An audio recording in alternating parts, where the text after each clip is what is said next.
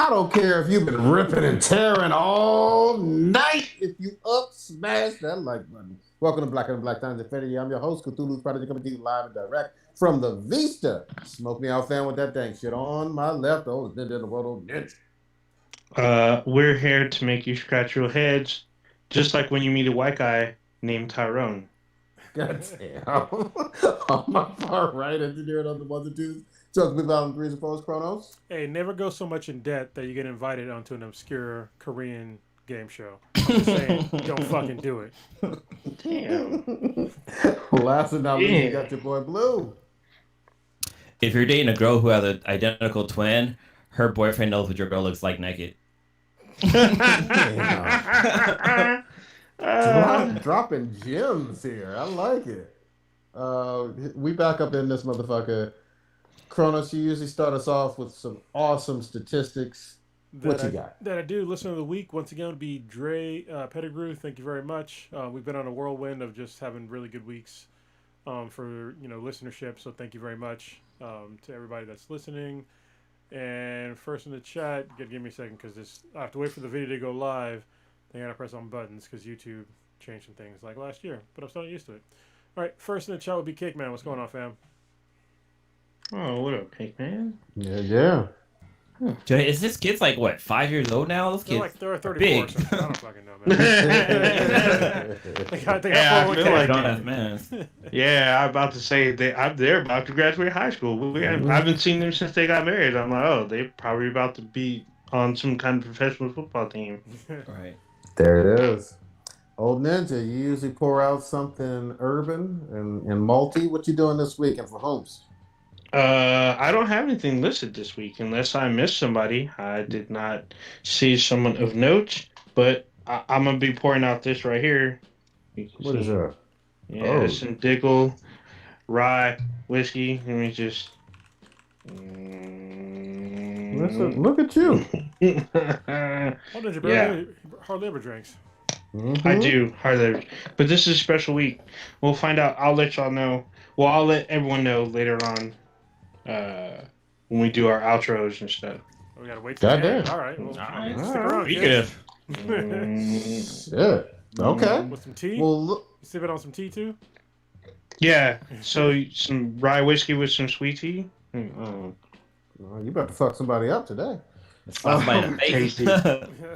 It's my Calvin Candy, people. Calvin Candy.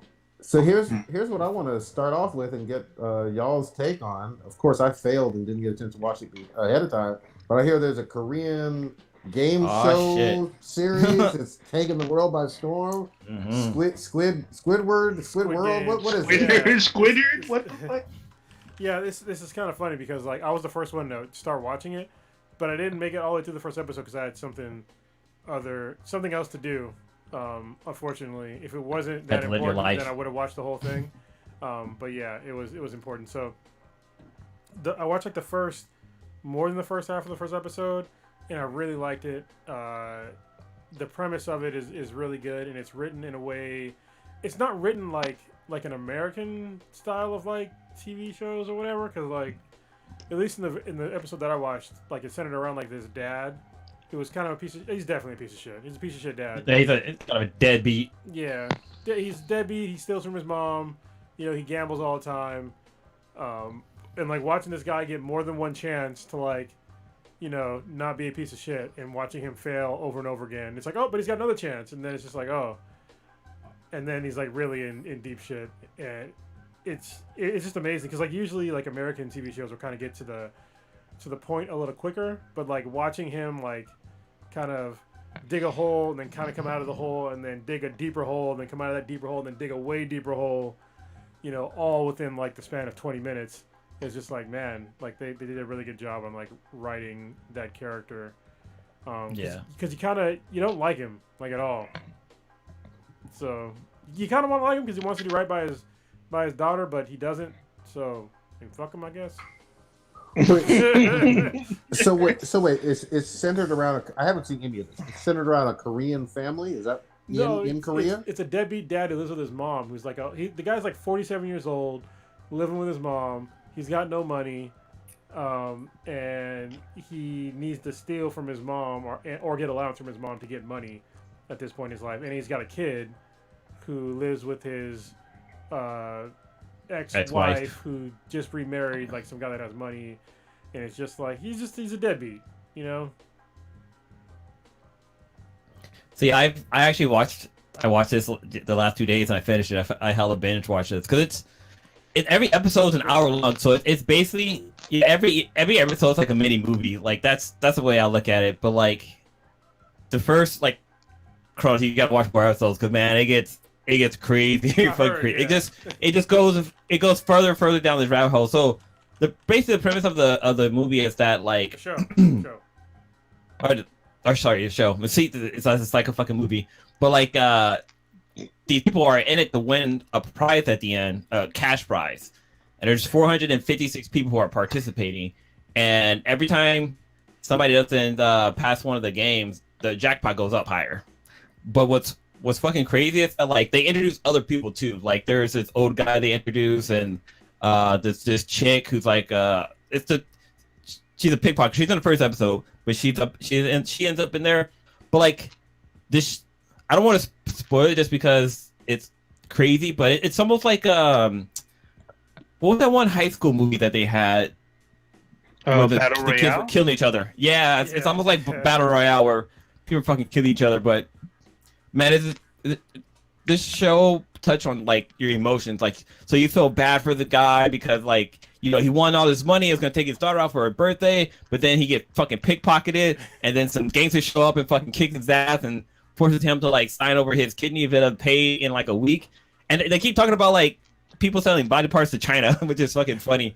But overall, man, this show is really, really good, and it's definitely up there for an eggplant award because it's fucking dank. We forgot to like the main premise. Not only is just like people doing this game show, but they do this game show because they're all fucking deep in debt. Oh yeah, like super like not a couple $1,000s. Like some of these guys are like they're almost all millions of whatever they have in Korea. I don't know the currency in Korea.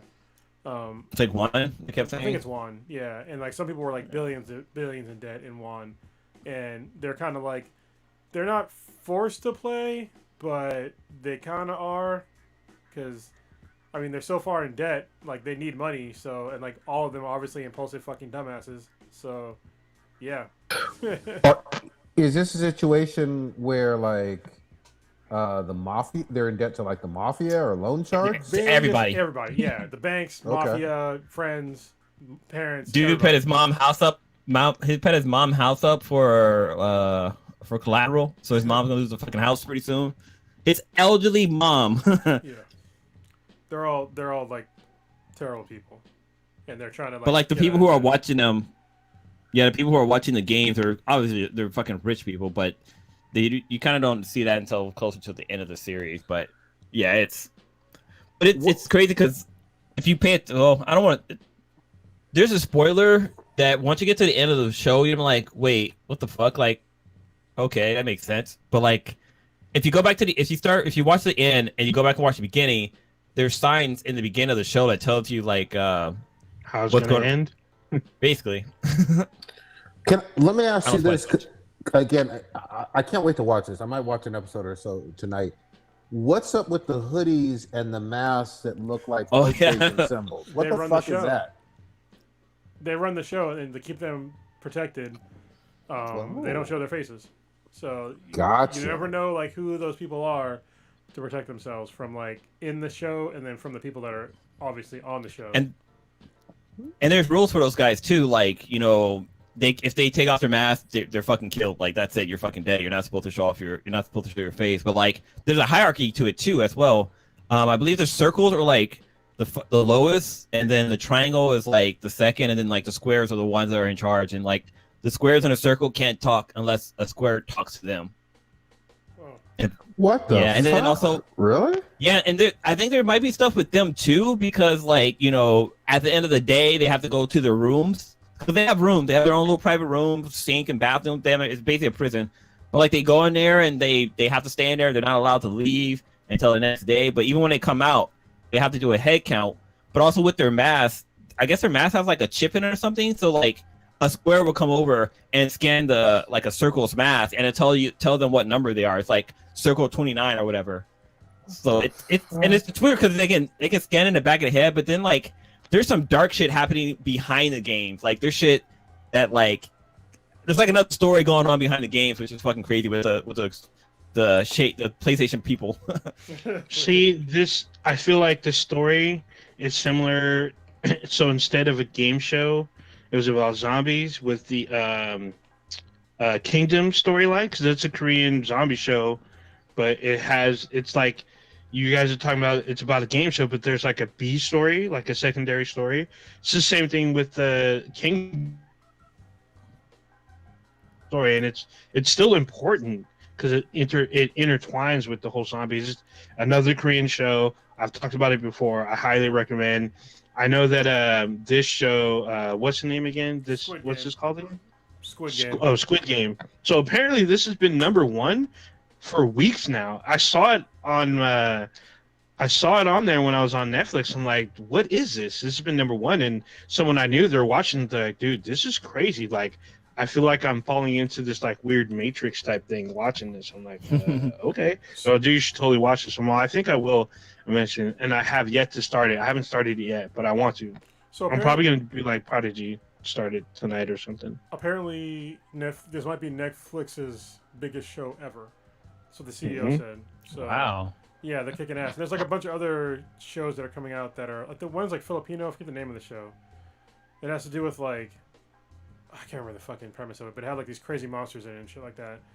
And it's coming out on Netflix. And I think it's good that Netflix is highlighting some of these. Obviously, it got caught up in like the algorithm, but they get a chance to highlight these shows that are foreign to America anyway.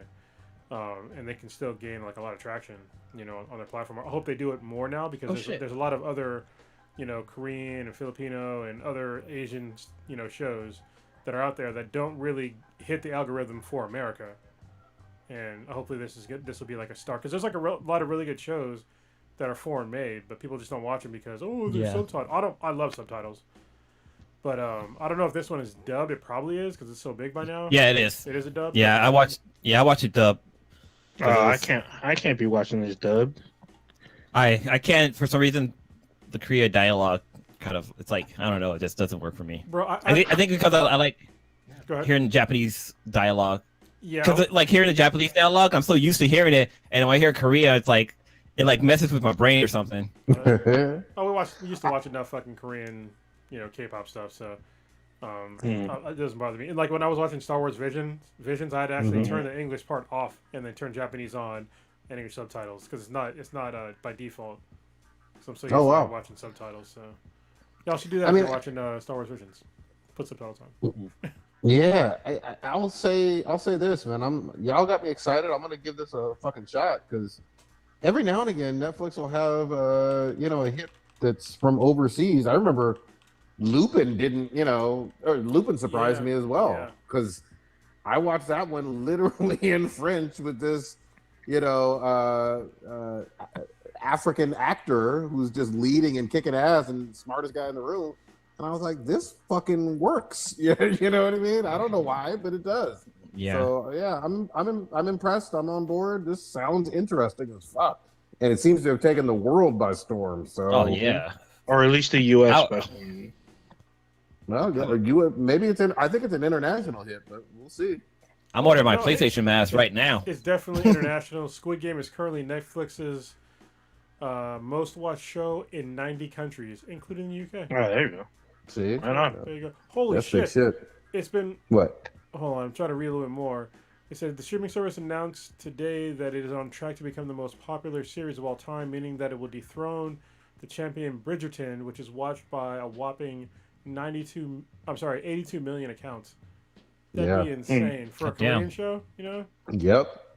Yeah, I remember Bridgerton being super popular. Like, it was in every trade magazine everywhere. So that's just a huge... Go ahead. Well, I think it's... I was going to say, you... Go ahead. No, I was going to say, Hollywood's going to try to do an English remake of this. Mm-hmm. Oh, yeah. That shit's going to be coming. Well... I hope not either. I think it's unless it's a real live action one. No. some celebrities. I think it's a long time coming because Anti-vaxxers. I mean, we've been Sorry. interested in like K-pop for a long time. And obviously, there's like a subculture in America that listens to K-pop because it's so near to 90s R&B and 90s pop. And then we had Parasite that came out like 2 years ago. That was a Korean movie which I didn't watch. Which I still need to watch that. But it was a huge hit in America. So I think this is like more of just kind of going that direction of like Americans consuming at least Korean content. Hopefully, it'll expand to more diverse content as well. But yeah, I mean, America's not the be all end all when it comes to entertainment. So yeah, Parasite actually, I think that was the one that won the Academy Award, right? Yeah, that's what you're saying. Yeah. It won Best Picture. Parasite was a trip. I saw it. It was not what I was expecting. But then I guess that other movie was a trip. The one by Guillermo del Toro, The Shape of Water. Apparently, that's like a weird romantic horror whatever movie. And Isn't that the one where the woman fucks Aquaman, but it looked like a fish? It's a fish man. It's fish man. Get your shit right. I thought it was from Hellboy, Yeah. wasn't it? The guy from Hellboy? Yeah. I mean, it's the same actor, I believe. Looks just like him. Yeah, he's known to be a character model. There's a specific name for him, but he's known Very for fluent with his body movements. Yeah, that's what he's known for. There's some like academy where people go to learn like crazy animalistic movements and xenophobic movements, and he's one of the more famous ones. So Good yeah, shit. So, that movie was a so trip. the first episode of Squid Game is called Red Light, Green Light. Like And they that explain, shit takes and the first thing they do is they explain what Squid Game is in the very beginning. Mhm. But it's only like for like the child's game. They don't explain what like the actual like game show is. So, but it's very interesting like to hear like the background of what Squid Game is. It's kind of like it's just like a weird kids game. It's kind of like baseball, kind of like game of tag. Sort of, there's some fighting too, so it's interesting. Dude, we got to go to fucking Korea. Like this is just all the proof that I need. Like they got it going on over there. It's South time or to north? fucking South. I'd like to come back alive. Thank you very much, Blue. Yeah. well, you may think you Dennis Rodman. Just bring some Hennessy. God damn it. Yeah. So, what really quickly, Blue? You kind of described this as the Purge, like the Korean Purge. Is that an accurate assessment, or did that change as you kept watching? I said it's better than the Purge because the Purge is all about like people just randomly fucking murdering people. Where this one, like these people are like they have a goal in life. They're trying to try to improve their life, but they're playing the game, and there's winners and losers, and not everybody can be winners.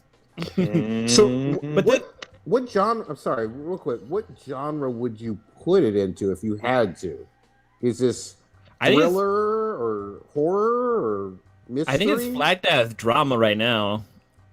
Okay. Because it does have drama because you got the guy and his trying to get his kid, or not trying to get his kid, but try to do better for his life. But then you have like this fucking gangster who's trying to he stepped on the wrong fucking toes, and he's basically out in hiding, and then we got some sad stories about like this old guy is dying with a fucking tumor, and so like he's in there just trying to win money to. I don't even know why he's there. He's there to get the money. I mean, he never says it's for his operations, or he just want to like live out the best of his last days or whatever. The main character, it's because he's broke as fuck and he owes a bunch of money. No.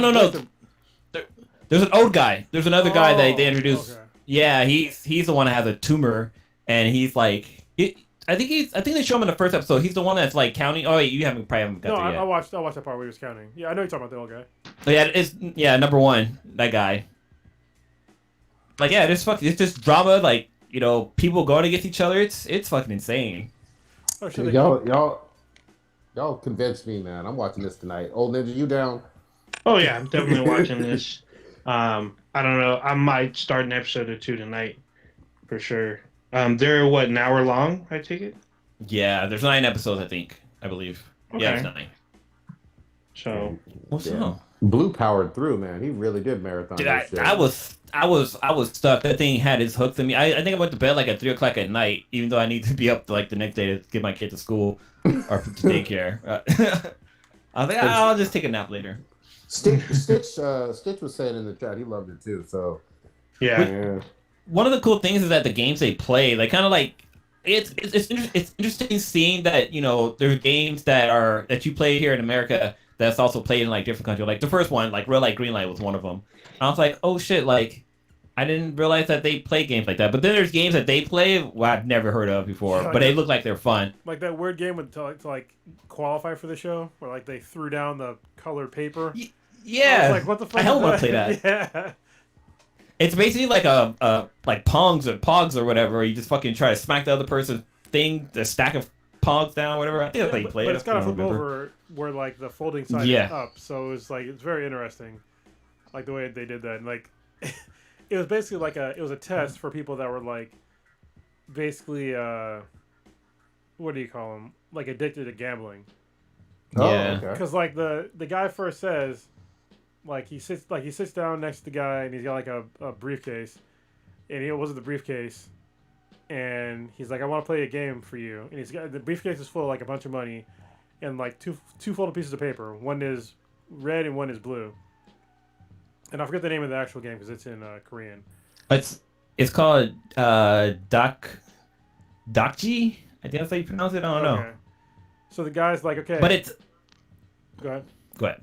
Well, we're gonna play this game, but I'm gonna bet like I think it was like 5,000 won, or maybe it was like 1,000 or something like that, or maybe it's 10,000. No, it was a lot. Was it a lot? Yeah, yeah, I think it was more like 500,000. 500. Okay, it was like betting a bunch of money to if he could. Oh no, sorry, the 100,000. 100,000. Yeah, if you could slap down this piece of paper on another piece of paper and turn it over. The fuck? And so the guy's like, I don't know. And he's like, well, look, I'll let you go first. So he gives him the piece of paper, and the guy's like, well, this is after he already got kind of fucked up. And so I was like, all right, well, let's do it. So he throws it down, and he doesn't turn it over. He's just like, fuck. Well, I don't have the money. He's like, the guy's like, it's okay. It's okay. He's like, you don't have the money? I'll just slap you, and that'll be your payment. So he slaps the shit out of this dude. And he's like, all right, you want to play again? He's like, all right, let's go. And they keeps like playing. The guy keeps getting fucking slapped over and over again. And then he finally fucking wins, and then gets his money. And it's just like how far would you go knowing? First of all, he started playing the game knowing he had no money. You know what I mean? So like he already fucked up, and it's just like he's lucky the guy didn't like punch. And people are already going after him for money, so he's lucky he didn't just get fucking killed. Because what happened previously, I'm not gonna say what happened, but he almost got fucked up in a bathroom like real bad. By somebody that he owed money to, and I was like, "This is about to get dark real quick."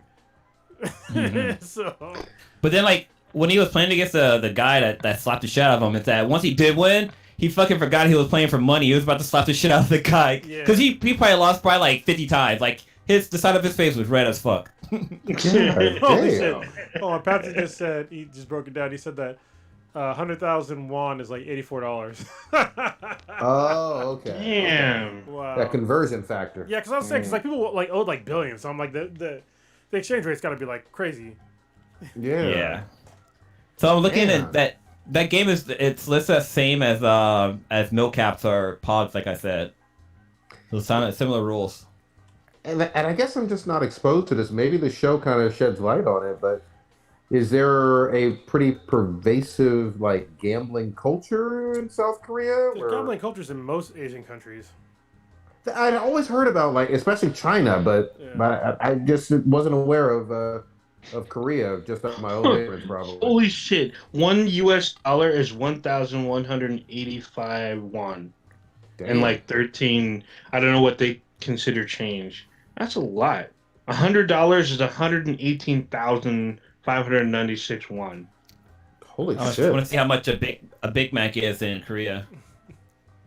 There you go. $1,000 is 1.1 million won. Oh wow! Shit. Well, damn. September 8, as of September 18? So people were that broke. Damn. But they couldn't pay back. Oh wow. A couple of thousand of dollars. But some people owed like $1 billion. So I mean that's kind of a lot. Yeah. There's a such thing called the Big Mac Index, and they list all the countries and how much it costs for a Big Mac. This is what pretty about like the whole. I'm gonna talk to Patrick, who's in the chat, and Devil Tank on like a capitalism podcast, talking about like the big like the capitalism problem, like the reason why it's not working for like a lot of people, and like one of the things was the price of a Big Mac and like how much McDonald's pays their employees in other countries versus the cost of like an actual Big Mac or a meal. And I think that people are in America, they're fucking suckered about this shit. Like, they think that if you raise minimum wage, that oh my god, all of a sudden everything's gonna cost fucking $5 million. But it's like no, it's not. It's just they just take it out of the profits and it'll be fine. Like perfect example, it's in Norway. They pay their minimum wage for McDonald's is over $20 an hour, and after the age of I think it's like 18 or 19. I think it's 19 or maybe 20. You get a pension. So like they start putting money in your pension, and you get benefits.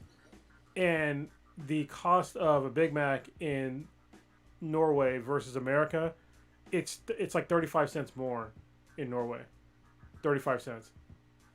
No big deal. Like it's not a big deal. So yeah, it's just the reason why it's people get paid more there and have benefits is because of local laws. And if they did the same thing here, then it'd be fine. But people are just like, oh no, everything's no, it's not. It doesn't have to cost that much more. You put limits on the amount of profits that these corporations can make off of exploiting their workers. It's that fucking easy. So anyway, economics sort of semi 101 because I'm not an economics guy, but yeah, a lot of things that we've been told is a lie. On to the next. No, I can't. it's really good. I love it. I'm glad you're liking it, man. I can't find the actual price for a Big Mac. But it says that it's like it says it's cheaper than the U.S. But I can't find the actual number. It's either Norway or Denmark. It's one of the two.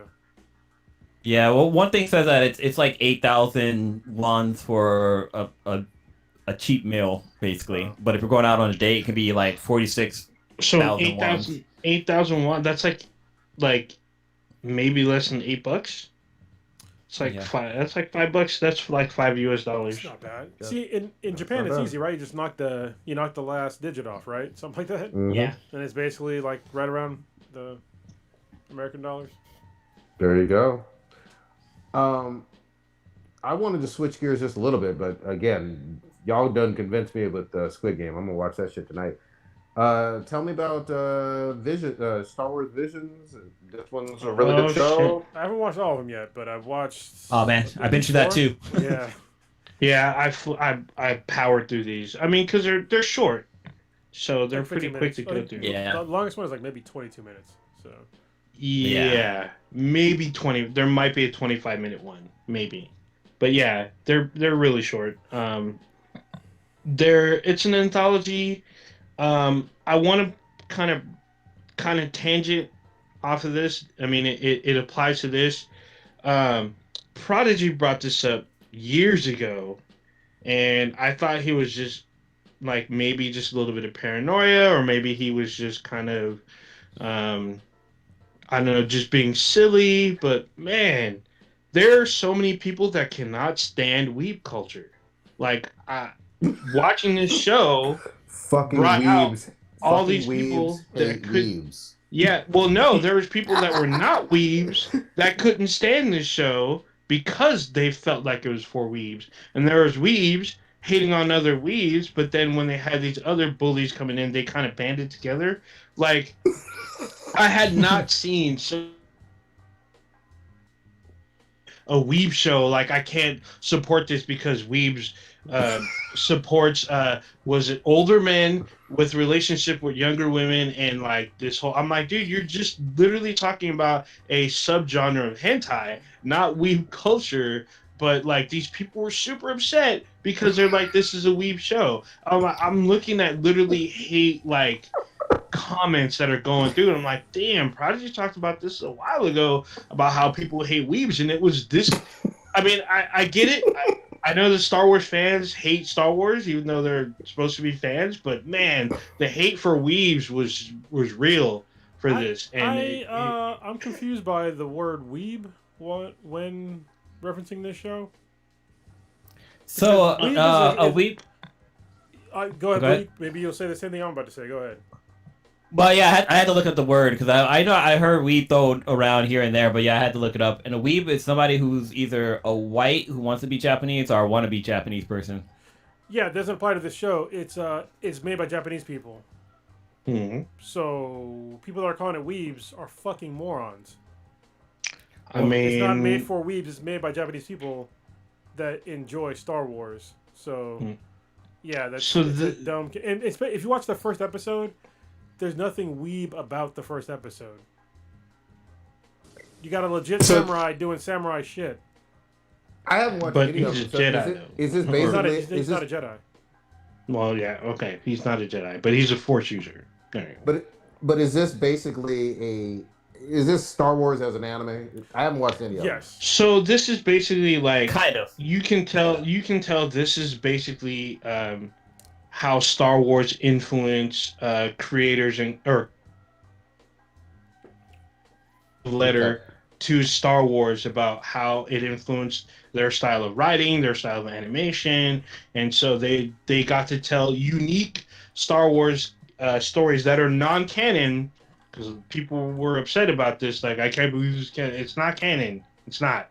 These are just how these studios, these animation studios, their love for Star Wars and how they create their own little Star Wars bubble based on, how they felt about it and whatnot. And they take some interesting stuff.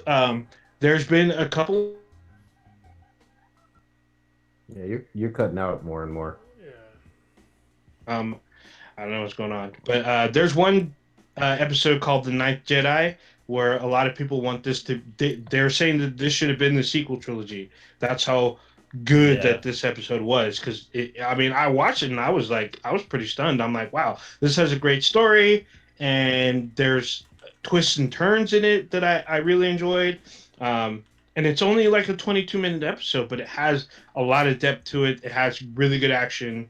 Some of them there's like a episode that fuses Astro Boy and Star Wars together. Yeah. So it has like a nice little nostalgic feel if you're into Astro Boy and whatnot. There's something for everyone. I call that episode the Mega Man version. Yeah, a lot of people talked about Mega Man. Yeah. And like one of the characters, he looks like Dr. Wily a little bit. Yeah. So I mean, it's very much that it's like a love letter from like animation from anime studios to Star Wars, and for me, I love the concept. There's episodes I did not care for, but there's other episodes that I absolutely loved. So here's what I'll say, and again, I have to watch it. I've heard nothing but really, really good things about it. But you know how the internet fucking is, you guys. Like, anything that has a hint of anime influence, reference, made in Japan, people paint with a broad brush and call that part of, they'll call it weeby, they'll call it weebo shit. Man, that hate is real, bro. That hate is something real. that happens. You can't call a show that's made in Japan weeb culture because like they don't even. The nearest word I think in Japanese would just be like an otaku, but it's not even that. It's like they're literally making their own thing as like a love letter to Star Wars. And for somebody to call it weeby, it's like it's so ignorant. It's fucking amazing to me. I hear you on just like textbook definition. I'm just saying the way the internet does it, with people who do not like anything anime referencing even. They'll do that broad brush stuff of say this is weeb shit. I don't like any weeb shit, even though it's part of greater geek nerd, nerd. And then whatever. there's another group that's just like, I don't like anime, period, so I'm not gonna watch it. There's other people like, you're not even give this a chance, even though Star Wars, I know this is anime. I don't like anime. I'm not even gonna watch it. I actually showed Prodigy some of the vitriol, and this from one guy. One guy, one person out of like all these like hundreds that I was seeing over the course of like a day and a half. I'm just saying, oh my god. I mean, the show's very versus the people that really like the show, but the people that won't even give it a chance to watch. Like, I know someone else. Actually, we know someone who doesn't that is affiliate of the podcast, he doesn't like anime either, so he's very, very, very hesitant about watching this show. And I'm just like, dude, just watch like at least an episode. Who was I? Was I with you, Kronos, or was it with Blue or Old Ninja? Who was with me when what was it? And the Batman series where he was in Japan. The anime. Yeah, Batman that was fucking Ninja. Lou. That shit was Batman great. Ninja. Yeah, That was. I ate that was shit that up. WonderCon? Saw it in San Diego. Was That that was, WonderCon or San Diego? It was San Diego Comic Con, I believe, because I think it was just me and Okay. you. Then I'll never forget being in a crowded auditorium of like thousands of people, Huge fucking auditorium. and maybe a third or 25% of the crowd was just like, "Oh, what's this fucking weeb shit? I need Yeah. my Batman shit." And I was like, "What the fuck is wrong with y'all? This is we're getting a chance to see the very first airing or public airing of this new DC animated movie. Like, shut the fuck up and let me enjoy it." But no, folks who were quote unquote anti-weeb, according to their own definition, were real vocal before, after, and during with that movie. I'll never forget that shit. Yeah, I mean, I feel like great. I feel like it's the same thing with this. Same thing. The difference is this is on a digital service versus Batman Ninja was on a DVD Blu-ray. So yeah, but I mean, like, there's some of the episodes that were like sort of, I guess, less hardcore anime. I'm not gonna call it weeby, but I mean the first episode, 100%. There's nothing weeb about it. Like, it's like a Kurosawa film with some color splashed in, and that shit was amazing. Like, honestly, like seeing it in black and white and then seeing like only certain things being in color, especially like lightsabers and some of the other lights, and laser blasters and shit like that being fired. That shit was amazing. Like, artistically, it was amazing. Like, anybody that sits down and watch the first episode and be like, "Oh, that's weeb culture," I don't think you even know what a weeb is. I don't think you know what anime is. I don't think you enjoy entertainment at all. Like, it's really well. Like, when there was a goddamn lightsaber umbrella, and I was all in. Like, because it was kind of making fun of, like, when with the latest generations of Star Wars, when that one guy, I forget his fucking name. Goku? No. The robot guy, right, with the two arms. General Grievous. Not General Grievous. Yeah, that's what it is. When not him. Oh. No, I'm saying no. Like, the fucking guy that was the fucking bad guy, Ben Kenobi. What was his fucking? Anakin? Darth Maul? No. Goddamn, I'm fucking up the names now. The son of who the fuck was the bad guy's name in the Force Awakens? Oh, Kylo Ren. Yeah, Kylo Ren. But what was his actual name? It was Ben something, right? Ben Skywalker. Yeah, Ben Skywalker. Jesus Christ. Or I'm sorry, Ben Solo. Ben Solo. Thank you. Ben Solo. Yeah. All right. So when he first brought out his fucking lightsaber claymore, it was basically a fucking claymore when it had the fucking cross guards, and like people were making fun of it and like pulling out the fucking multiple fucking like jigsaw puzzles and fucking Swiss Army knife. Swiss Army knife. Yeah. So when like this chick busted out a goddamn lightsaber umbrella, I was like, bruh. And then the actual samurai came through, and he was just like, yeah, he was doing all that samurai shit, and he had force powers, but he wasn't a Jedi. Fuck it. It was dope. my lifesaver. And I loved how it was hella like, fucking dope. And it was actually like, even though it was a lightsaber, it wasn't. It was basically a light katana, because it wasn't like it wasn't. Yeah. It wasn't like a sphere, not a sphere. It wasn't like a bar. It was like a straight up blade. So, yeah, that shit was dope. And he fucking sheathed it too, which was fucking crazy. Yeah. Yeah, there's some of them that take some liberties with the Star Wars lore, which some people were not cool with. But for me, I was like, this is a nice little taste. This is a nice little either homage or reimagining. There's one. The third episode is like a reimagining of like two of the films, and I thought it was an interesting take. It's not my favorite, but I thought it was an interesting take. It uses some elements from at least 3 films, so I was like, oh, this is an interesting take. I kind of like it, but I kind of don't. So, but I just moved on. I just watched it and watched the next one. And then there's, like I said, there's some that I liked and some that I didn't care for. The ones that I liked, I really, really liked, especially the Ninth Jedi. And there's one the episode called The Elder. That was a good one. The first episode's called The Duel, which I really liked, and then the last episode was kind of funky because it kind of played off the comics from the 80s, but it was a little too sappy for me, but it was all right. Oh, then what was it, the Bride one? I don't remember that. That one was okay. Wasn't that was the one with the woman that had she wore the mask, right? Yeah, she wore the mask, Yeah. and she Okay, had a katana blade as well. Yeah. Yeah, it was so weird. Why are fucking Star Wars fans so they're just the fucking worst sometimes? Like Sometimes. all, yeah. Well, here's what I was gonna say. Like, you have a ton of Star Wars content, at least. For better or worse, not all of it is 9 out of 10 or 10 out of 10. I get all of that. You're gonna debate, you're gonna say this sucks, this was good, this was mid. I get all that. But you got a whole lot of fucking Star Wars content. You can't deny that. I'll never forget, like, growing up from Return of the Jedi to Episode 1 time, in terms of on film, not the books, not the comics, but on film and TV, there was a drought. There was a drought. There was nothing. There was literally nothing. All you could do back in the day was literally rewatch Return of the Jedi, Empire Strikes Back, and New Hope, and that was all your Star Wars content that you ever thought was going to happen.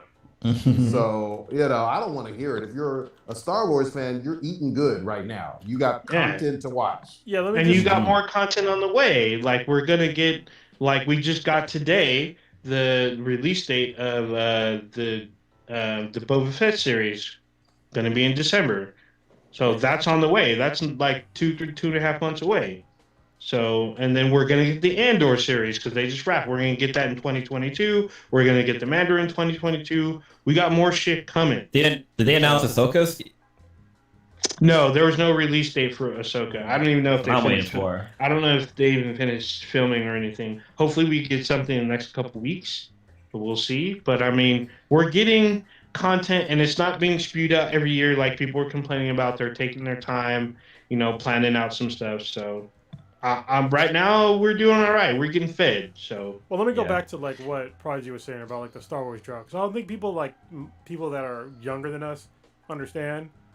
So the original Star Wars, episode fucking 4, which is weird, but if you're not a Star Wars fan, but it actually came out in 1977. Then in 1980 came out, the episode 5, and then 1983 was episode 6. Then we didn't get shit until 1999. So, yeah, fuck all y'all talking about Star Wars content. We had to wait because, I remember watching, Star Wars, and I was like a little fucking kid. I remember even watching the shitty Ewok goddamn Christmas special. Yeah. Oh yeah, they have the two Ewok movies are on Disney Plus now. So. Don't watch them. Definitely don't watch them. But yeah, we had to go through it was over a decade of nothing for Star Wars, and then we got Episode 1, which it wasn't great, but I think if we had some nostalgia factor still for like people like my age or our age watching it. So yeah, so we got episode 1, 2, and 3, and then 3 stopped at 2005. Then we had another drought for 10 fucking years. 10 years of a drought, and then we get the Force Awakens. So it's very weird, like being this age and like living through most of those episodes. I wasn't born in 77, but I was born in 79. So episode 5 came out when I was alive. And it's still like these really long droughts between like the series. It's weird. So enjoy what you got. Exactly. Yeah, I'm right there with you, man. And like I said, real quick, and also just be glad that George Lucas is no longer directing any of these things. He's a terrible director. Damn. He is. A New Hope started it all. I'll always give credit. It did, but I've also seen some of his other films like THX 1138 and American Graffiti. American Graffiti wasn't bad for the time. American Graffiti is actually pretty good. Yeah. Is that the one with Prince? What? No, you're thinking Under the Graffiti Bridge, goddamn. Wait, kind of jump back to Vision real quick. Star Wars Vision, not Marvel's Vision, because that guy's dead. But no, I like how they pulled in like little pieces from every kind of movie. Like there's there's like a nod to like Luke like becoming a Jedi, and like we had like the twins episode. That one was kind of calling to like Luke and Laura a little bit. Luke and Lena. What? Lana. Wait, no, what's her name? Luke Fucking and Leia. Leia. Shit. It's all right. Did you say I fucked up Lena? I fucked up He did Kylo say Ren. Lena. It's all good. I said like Ben somebody else that was not. What else? The first thing I said was Luke and Laura. And if you are a kid from the 80s, you know that's a fucking General Hospital fucking reference. Oh shit! But I didn't think about that. in the second episode, there's the what's it called, the Wheelhouse scream or whatever it's called, that like classic like sound. There's the Tatooine Rhapsody, which is like Yeah, that one. That's the musical one. I mean, Yeah, it's but not a there's- music episode, but they're singing in it, and I was But like, no, so like somebody like falls, and then you hear that classic fucking yelling sound that's in like all the Star Wars movies. But one of the cool things too, they also make a reference to what is it? I think it's Han Solo. He always says, or at least in every Star Wars movie, somebody says like, "I have a bad feeling about this." Oh, yeah. Shit's about to go downhill. that happens a few. That's said in probably 90% of the episodes. Yeah, I think, if not every episode says I have a bad feeling about this.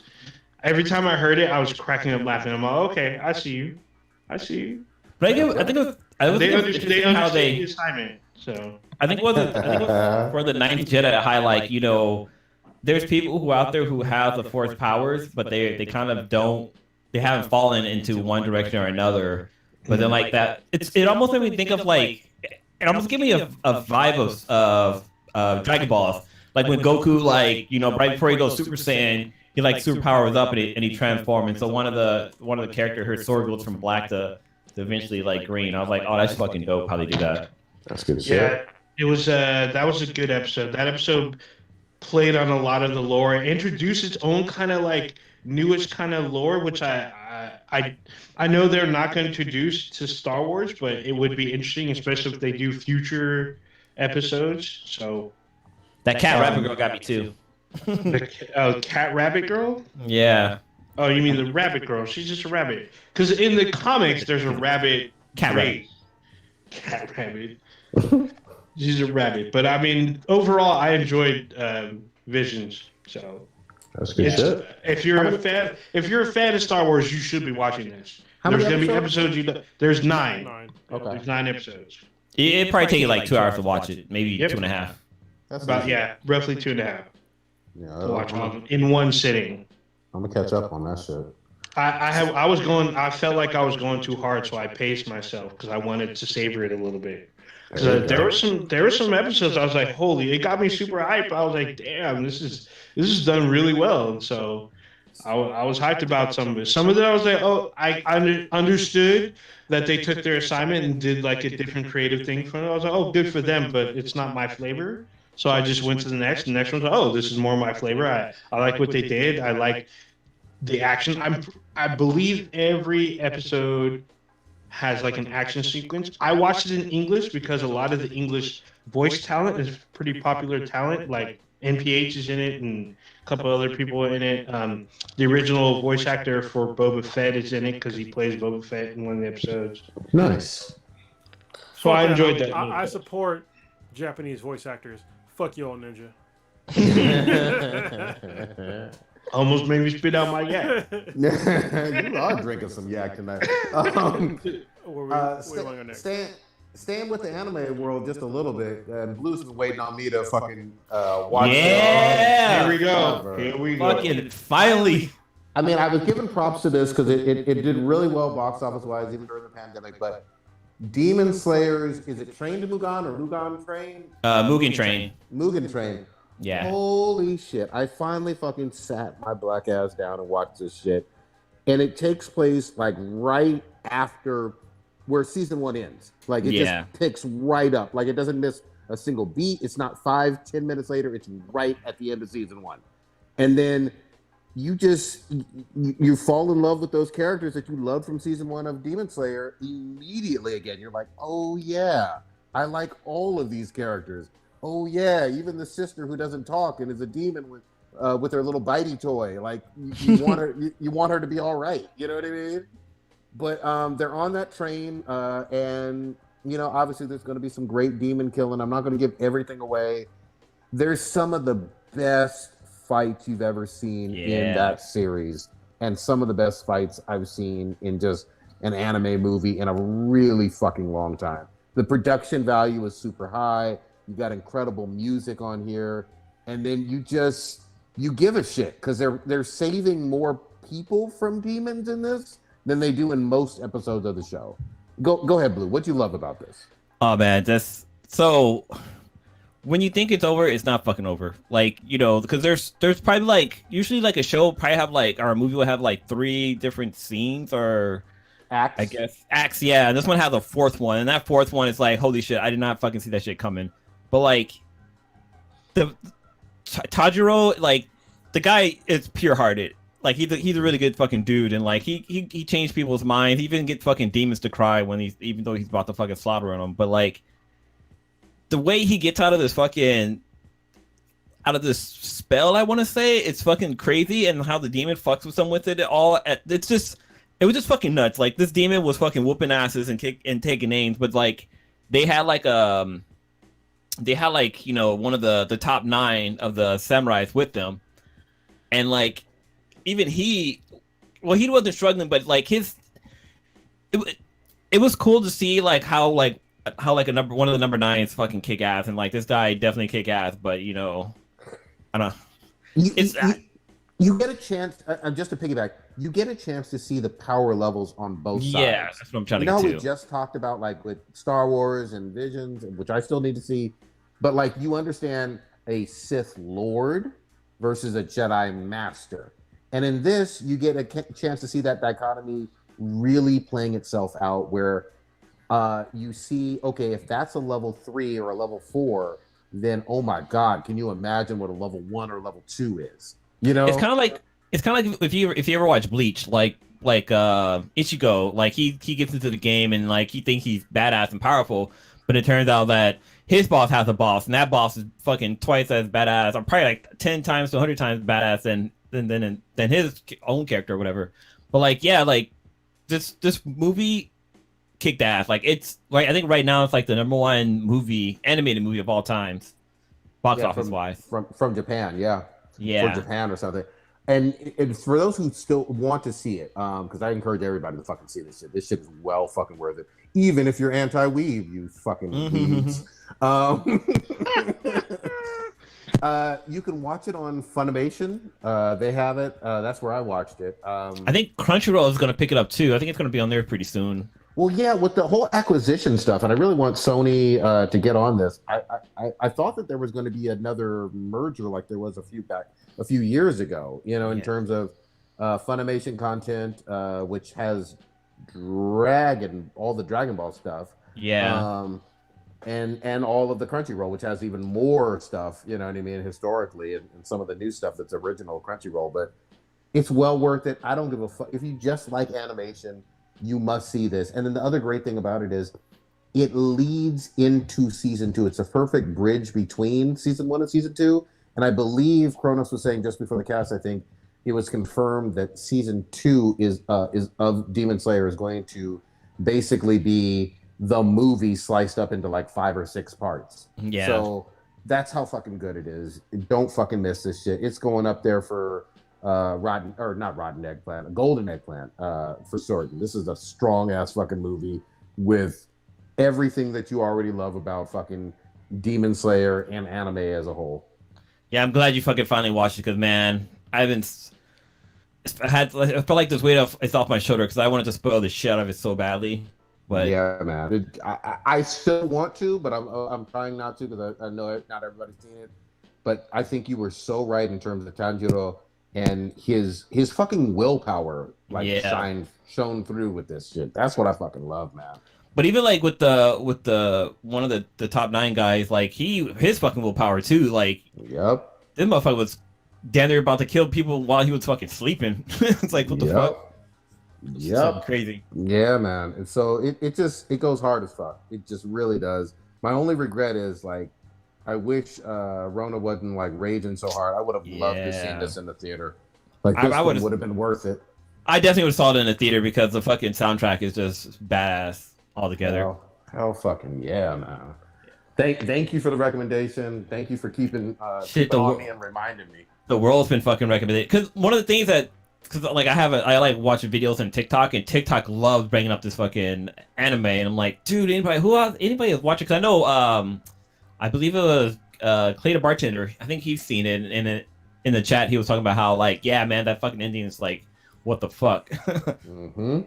Just impressive as fuck. And then the other great thing is to piggyback. I think season 2 is dropping this fall. Like December. I think December 5th. Okay. Yeah. So Pretty late quick. fall. Yeah. So we all loved season 1, and we're finally getting some new episodes and shit, and finally getting to see what the fuck happens and all the other demons. And because in season 1 we saw Michael Jackson Moonwalker, and we haven't seen that motherfucker in 3 years now. Yeah. You gotta still see if he's doing that. I mean, honestly, Let's go. One of the things that stood out about that show. We're still talking about Demon Slayer, right? Sorry, I had to Oh yeah. use the bathroom real quick. But one of the things that was great about the show is not only was it like well written, but the animation style was so awesome when they went into like the breathing techniques, and it was like literally watching a Japanese art piece come to life. And unless you've seen the show, you have no idea what I'm talking about. When he goes in like the water stance, and it's like literally watching a piece of like Japanese water art come on the screen and like splash across. It's fucking amazing. It's very hard to explain over voice, but you have to just watch it, and it was just so good. Like it was like if you're an anime fan, if you've never watched Demon Slayer, it's like watching Attack on Titan, and then seeing the amount of detail they put in the eyes sometimes, where it's like, whoa, like the eyes look really realistic. But take that and then put it for like old school like Japanese artwork for like water and some other effects too, and it just blows it out of the water. The art style is very, I think it's called Edo period artwork. So like, like you see like a painting of like the waves and stuff like that. It's very similar to that, but it's kind of like, modernized. Kind of like that. My tattoo. Yeah.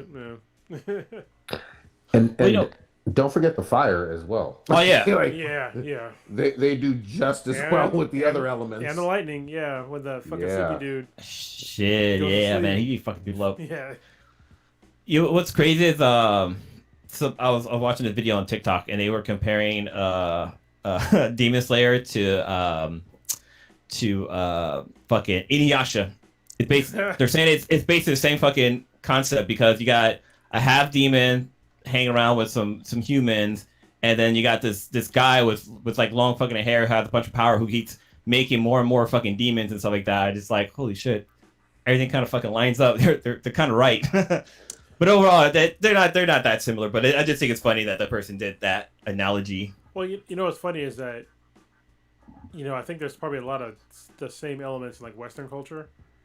Of like, oh hell yeah, like with the way that we write our hero stories and the hero circle, and like the way that we do things. I think that the way that we do things in the Western culture are probably way more generic than the Japanese do.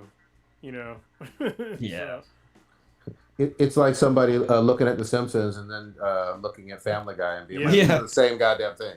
They kind of are. Or even like American Dad and fucking Bob's Burger. Well, going back, that all goes back to like there's a show that it started off as. Goddamn, I forget the name of the show now. Oh, for The Simpsons? Yeah, it's based. They're all based upon like one show that's from like the 40s or the 50s or some shit. And it's like, are you talking about the Honeymooners? Yeah, Honeymooners. Yeah, it's all based upon like that style of like writing and comedy, and they just kept it rolling. So don't complain about Japanese shows that may or may not have similar themes. Yeah, man. Some of those classic TV shows work though. That one I watched a lot of the Honeymooners and I Love Lucy. Yeah. Oh man, some of those worked. Oh man, I Love Lucy, dude. Lucille Ball was a beast, and it's funny because the way she was on the show is like, I feel like they made her a sub. Versus how she was in real life, she was a fucking boss bitch. She didn't give a fuck. She'd roast motherfuckers like they never saw that coming. Well, you had to be a badass, confident woman to be married to a Cuban in the 50s. You know what I mean? Like literally, there were places in Hollywood Ricky couldn't go, and that's why he set up hotels and like and resort things and what was it, Palm Springs, because out in the desert, because he literally couldn't go to like a fancy Hollywood restaurant. They were like, "What is your Cuban ass doing here?" You know? Yeah, but just the way that Lucille Ball was in real life, she would eviscerate people, like make them feel like they should maybe rethink their life and kill themselves. Wow, that's how bad she would roast people. I mean, on the show, she was like the kind of slightly typical, because on the show her big thing was about crying. If she got yelled at by Ricky or whatever, she'd start crying, and he'd like try to calm her down. But she'd have. In real life, she'd be ready for folks. She'd come out swinging. Real quick though, too. I know we're going back like fucking 70 years here, but shout out to that show for showing the first interracial marriage on a television. Wow. Like, syndicated TV. Yeah. Well, even before there was syndication, I Love Lucy was one of the reasons why we have fucking syndication. And then what's his name? Ricky and Lucille were the reasons why we got Star Trek as well. That came out of their studio. There was a whole lot that they changed for the world of television. Well, they pushed, and they had to push hard, because a lot of white males who were executives were like, we don't know how we feel about this. We don't know. We don't think America's ready. Blah, blah, blah. And they were like, no, they're ready. We want to put this out there right now. Be the first one to do this. And they managed to get it on air. So yeah. And that syndication money was big. Go ahead. Big money. So jump back to Demon Slayer. So the Mugen Train is gonna be on Crunchyroll on October 10th. It's dropping. So nice. Yeah, you could watch it again when the next season comes out, because that's what they're gonna show is the movie. Yeah. Assholes. Have you checked it out yet, Kronos, or is it still in your queue? It's in my queue. I'll watch it. Okay. I've been entertainment kind of light lately. Need to get back into entertainment. Well, since you're talking about anime, I wanted to go over. I mean, it's not really anime, but we got a live action trailer for Cowboy Bebop this week. Oh yes. Yeah, what's your take on that, Cronus?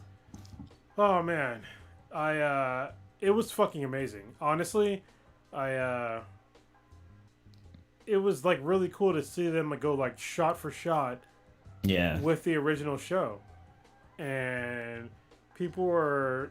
I don't know. I read some negative things about it, but I'm just like, fuck you. Get the fuck out of here. Stop messing up. You're messing up my vibe. All right? Because I think it's people that have a problem with the intro never watched the original show when it first came out. The original show when it first came out, when you heard the fucking jazz beat, oh my God. Like, seriously. It was amazing. Like, every single time you heard that shit, you know you're going to watch something that was going to be amazing. And the fact they took the time to, like, literally do it shot for shot. And yeah, I get it. You know, Faye Valentine doesn't have anime titties. Okay. But it's kind of hard to find somebody with anime titties because they're in anime. And not in real life. And being that slim, you could do it, but it'd probably have to be like a porn star. So that probably couldn't act that well. But yeah, I'm and I guess Faye has like knives. I'm like, okay, I don't really give a shit. It's fine. Like, one thing that was missing, though, that I think Blue pointed out was that we're missing, Ed? Yeah, we're missing Ed, which is weird. I don't know if she's going to be in the show. Hopefully she is, because Ed and Ein are, like, kind of, peanut butter and jelly in the show. So, I hope they don't miss her. But everything else, love it so far. Yeah. With just the intro. I hope this is good. I really do. I've been really hard on live action adaptations from anime because a lot of them have been absolutely fucking trash. Like, just full stop. Yeah. Awful. Yeah. Like some of the worst things we've ever seen. And I've gotten my hopes up way too many times. I hope this is the one that breaks the semi-curse, and I'll wait until it's out. I'm not gonna get as hyped for a trailer quite yet. We will see. I hope it's good. I really do. As I've said before, John Cho is a superstar. He should be a household name. But I've actually never watched Cowboy Bebop because I kind of missed the train. But How I'm gonna dare watch this you? just for John Cho.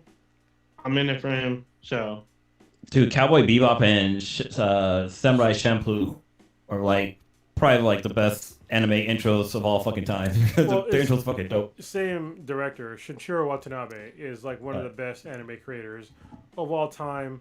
Fight me, you're gonna lose. It's all good. I'm just isn't saying. isn't he directing like a couple of the episodes? I mean, likely he probably is. Wait, so it's a series and it's not a movie? Yeah, It's it's a a series. series, Yeah. not a Oh movie. wow, okay, that's cool. Because a lot of times when they do live action adaptations, they make it into like a movie, so they're trying to squish all this fucking content in like two hours. So yeah, it's better for it to be a series, but we'll see. Because Well, yeah, Yeah. I know for sure it's gonna be like that. I think it's gonna be almost shot for shot with the series because I've seen some of the other characters that are gonna be in other actors are gonna be in the show, and it's from the series, not from the movie or even condensed. Like they have the guy that was like high on that one drug with like the girlfriend that he was trying to save or whatever, but he got super high and tried to fight. Uh, fuck the main character's name. I forget his name now, but it's been a while since I watched. oh shit, Yeah, there's like a lot of characters that are in the anime that are gonna be in the show. So I think it's gonna be sort of like almost like a retelling, but probably like shot for shot like the anime. So I just we'll I, see. I just saw who's playing Jet. I didn't even realize this. It's the guy from Luke Cage. Yeah, The say her name right. which nobody's gonna yeah. complain about, even though the Bush. original character is supposed to be like sort of Caucasian. I don't give a fuck. Like this guy is a great actor, and I'm glad that he's getting more work. Yeah, Bushmaster. Bushmaster. Say she name right.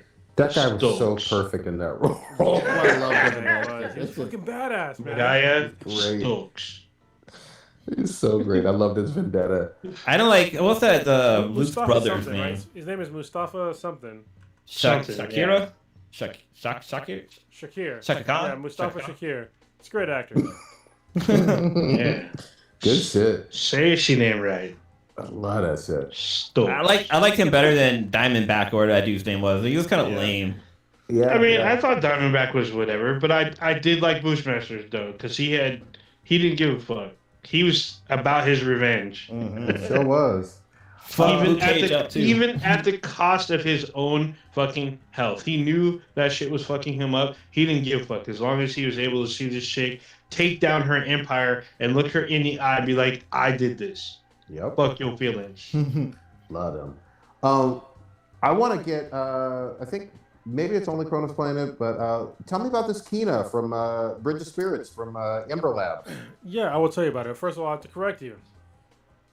The actual game is called Kena. Bridge of Oh, Spirits. Kana. Yes.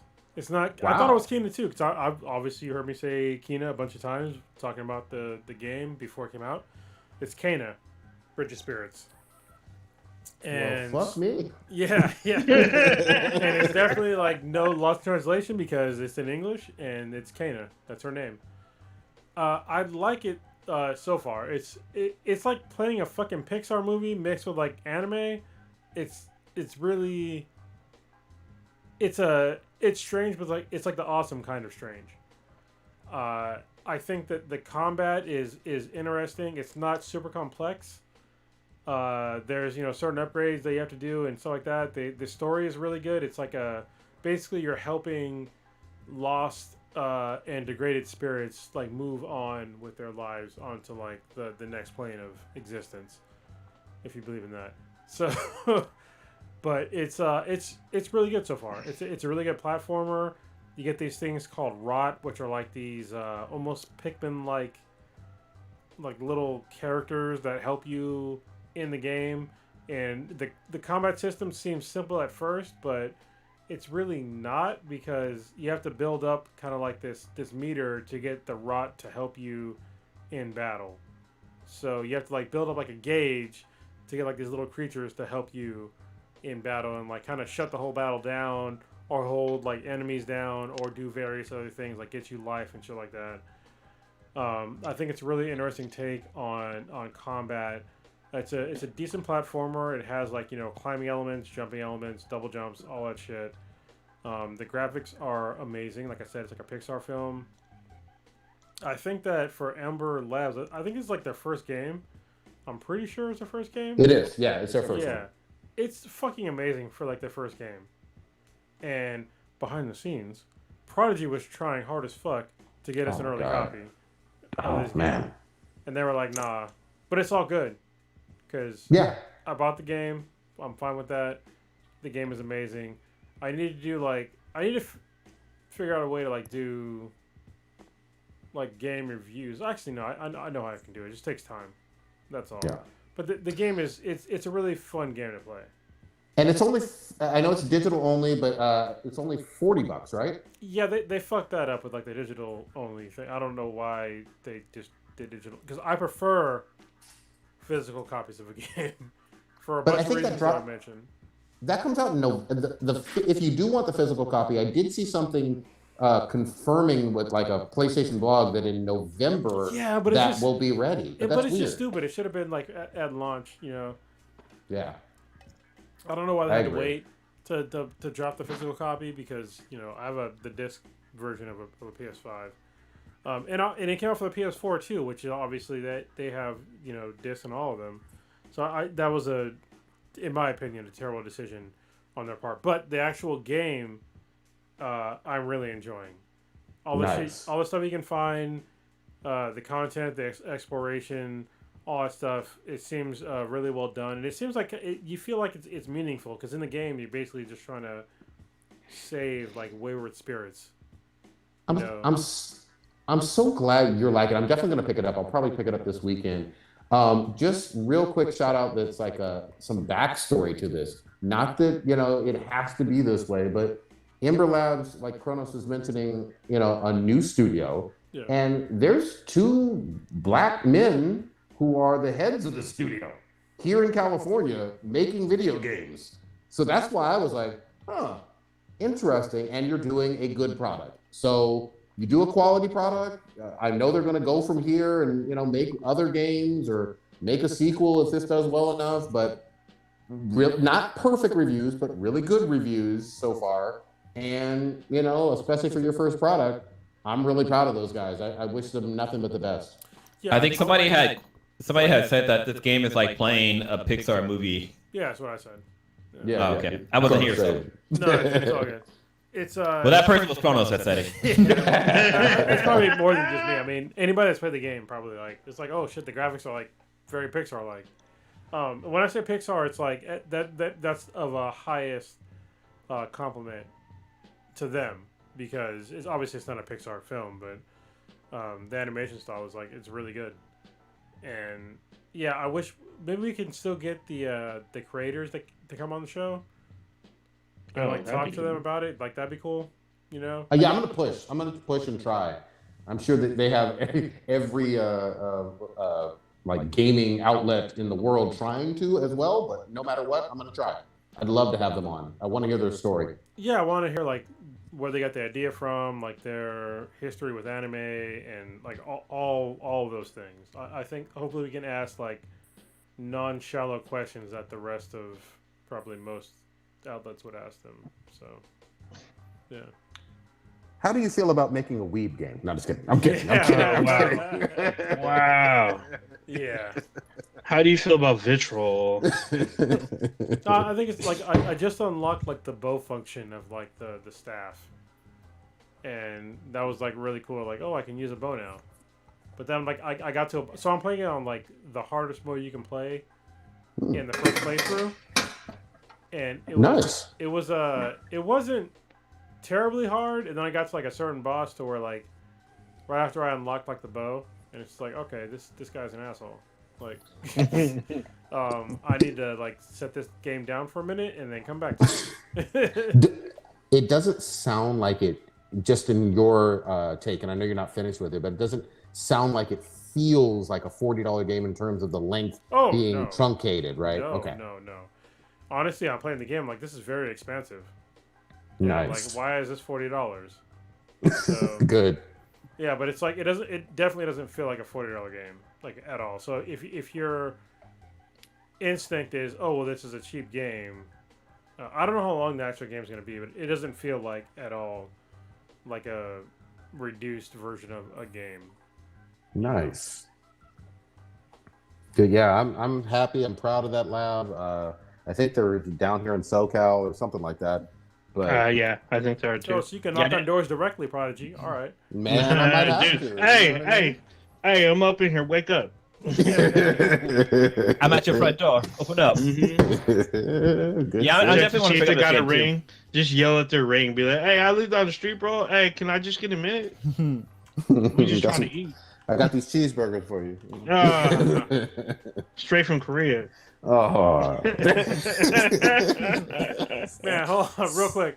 I was looking at some, I'm looking at all the time. Well, since Prodigy moved to SoCal, where my brother lives, I've been looking at houses down there, and there's like a house like literally on the same block as my brother, and I was like, fuck, it's like really. I mean, it's not it's not cheap, but I got equity in the house, so I'm like, why not?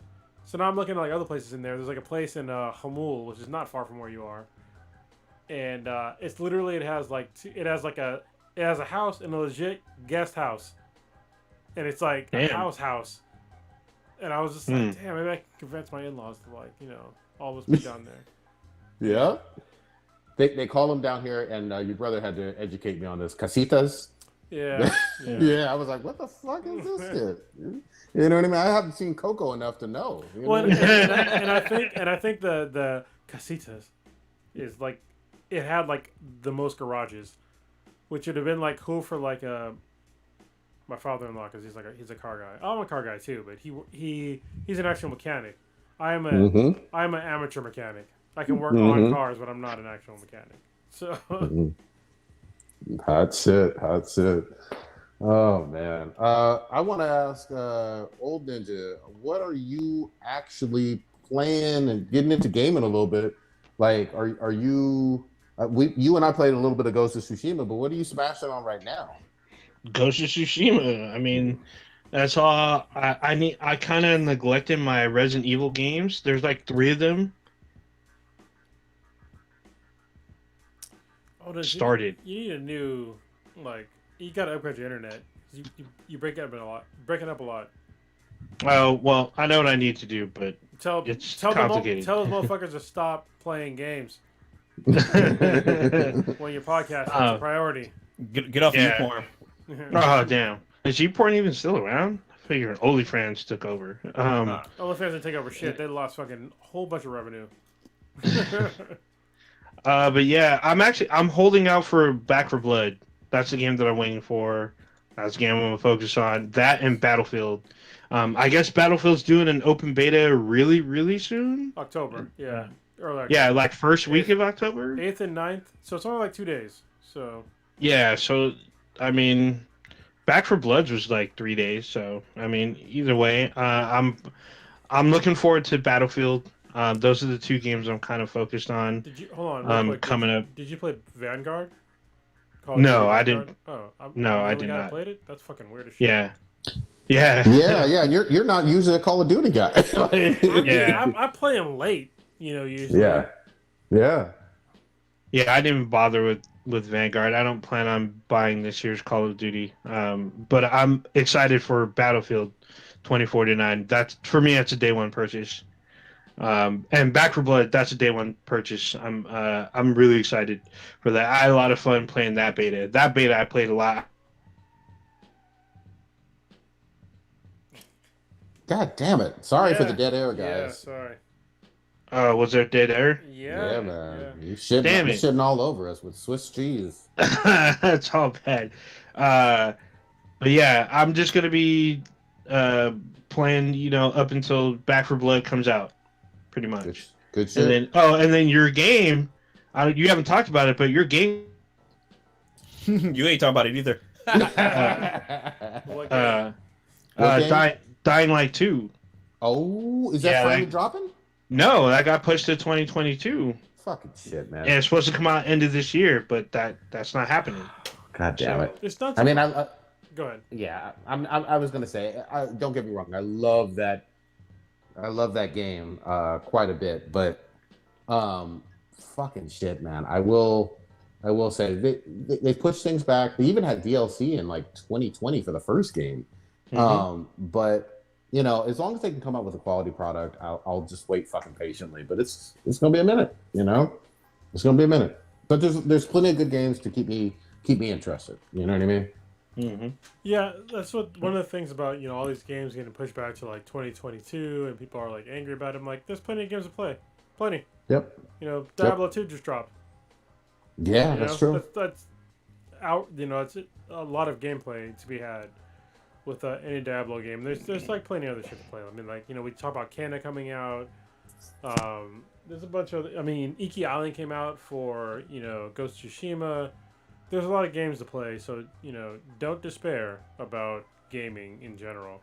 I think that when games get pushed back, unless you do the whole Cyberpunk 2077 and you still release a shit product, I'm just saying, if you're gonna push a game back, like actually make sure that it's ready to be released. So you know what's funny? Notice how that came out in November of 2020. And we all said, well, in about a year, it'll drop on the PS5. There's been no word on that so far that I've seen. Yeah, I'm going to tell you, this is a true story, all right? So I actually decided to start playing, because K-Mac had to do some homework the other night. Like, you know what? I'm going to play some games. And I was done with Iki Island. I was like, you know what? I'm going to toss in Cyberpunk 2077. Popped it in, and there was, like, super long load screens. I was just like, what the fuck?